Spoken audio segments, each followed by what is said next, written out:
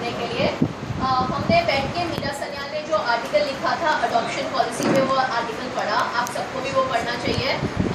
आशीष सबको शेयर कर देंगे, आई एम श्योर 5 मिनट में सबको मेल मिल जाएगा उसके बारे में। और जिनके पास भी अगर आशीष के पास आपकी ईमेल आईडी नहीं है तो दे दिया करो, सबसे इम्पोर्टेंट इन्फॉर्मेशन यहीं से आती है। तो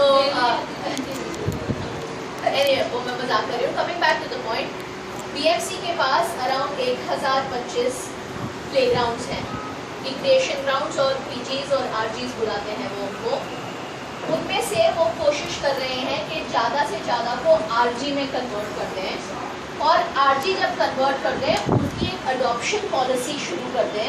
अडॉप्शन पॉलिसी के तहत अगर मैं बोलती हूँ कि मैं इस रिक्रिएशन ग्राउंड का ख्याल रखती हूँ तो मेरे को 30% ज़मीन पे अपनी मर्जी का कमर्शियल रिक्रिएशनल एक्टिविटी करने की परमिशन मिली। इसी अडॉप्शन पॉलिसी की वेग सी पॉलिसी के तहत इन्होंने एमआईजी और एमसीए जैसे बड़े बड़े क्लब बना लिए, जिन्होंने पूरा ग्राउंड हथिया लिया।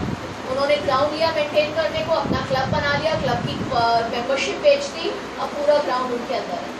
कोर्ट पे भी जाते हैं तो कोर्ट बोलता है अब तो क्लब बन गया, ऐसा करो ग्राउंड 2 घंटे के लिए खोल दो पब्लिक के लिए। कोर्ट भी कुछ उसमें ज़्यादा रिएक्ट नहीं करते। तो हमें ये रोकना है आगे बढ़ने से। अब तक पिछले 8-10 सालों से कोई पॉलिसी नहीं थी, बिना पॉलिसी के भी इन लोगों ने 225 रिक्रिएशनल ग्राउंड्स बांट दिए। अब वो जो बांट दिए उसको लीगलाइज करने के लिए अडॉप्शन पॉलिसी लाना चाहते हैं। हम अडॉप्शन पॉलिसी के खिलाफ हैं। बीएमसी का 34,000 करोड़ का बजट है, उसमें से 450 करोड़ का करीबन बजट है गार्डन्स डिपार्टमेंट का। एक एनजीओ ने स्टडी की है कि ये जो 1025 प्लेग्राउंड्स हैं, इनको मेंटेन करने के लिए बस 108 करोड़ की ज़रूरत होती है, और बीएमसी के पास ऑलरेडी असाइंड बजट है 450 करोड़ का। तो अगर उनके पास पैसे हैं तो उन्हें क्या ज़रूरत है इन रिक्रिएशन ग्राउंड्स को किसी और को देने के लिए, मेंटेन करने के लिए। तो दैट इज़ आवर ऑब्जेक्शन कि बीएमसी को हम टैक्स देते हैं, उस टैक्स को उन्होंने ऑलरेडी एलोकेट किया है हमारे प्लेग्राउंड संभालने के लिए, और वही होना चाहिए। हमारे टैक्स के पैसे से हमारे प्लेग्राउंड मेंटेन होने चाहिए। हमें कोई भी अडॉप्शन पॉलिसी नहीं चाहिए। हम नहीं चाहते कि प्राइवेट, चाहे वो एनजीओ हो या चाहे वो कोई फेडरेशन हो या स्पोर्ट्स बॉडी हो, उन सबको कमर्शियली ज़मीन लेके अपनी एक्टिविटीज़ करने का पूरा हक है। कोई क्लब बनाना चाहता है बिल्कुल करिए, कमर्शियल जगह खरीदिए। कोई जिम बनाना चाहता है बिल्कुल बनाइए, कमर्शियल जगह खरीदिए, बनाइए।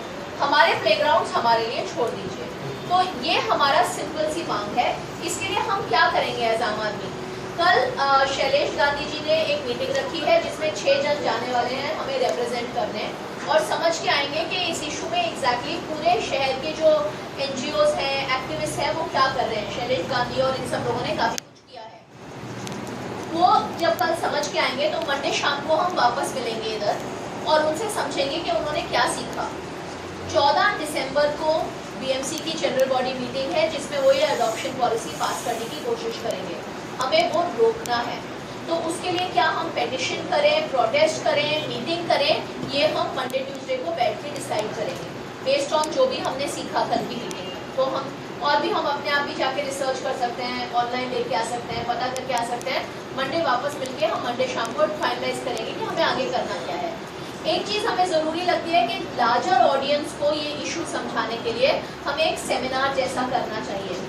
तो 7, 8, 9 तारीख को वीकडे है, किसी भी दिन शाम को अगर हम दादर जैसे एरिया में कोई स्कूल हायर करके एक सेमिनार करें जहाँ पे हम शैलेश गांधी जैसे और एक्सपर्ट्स को बुलाएं जो हमें ये इशू समझा सकें। हम यहाँ पे 10-20 जन हैं, लेकिन मैं चाहती हूँ कि 250-300 वॉलंटियर साथ में आए और इशू समझें, ताकि हमें पता चले कि बीएमसी क्या कर रही है हमारी ओपन स्पेसेस के साथ। तो अगर हम ये कर सकते हैं तो हमें करना चाहिए, और ये डिसीजन भी हम मंडे को लेंगे। तो मंडे शाम को जब हम मिलेंगे हम ये डिसीजन लेंगे कि हमारा सेमिनार कब होगा, हम प्रोटेस्ट के लिए क्या करेंगे, और इस पर हमारा नेक्स्ट प्लान ऑफ एक्शन। ठीक है, ओके एवरीबॉडी।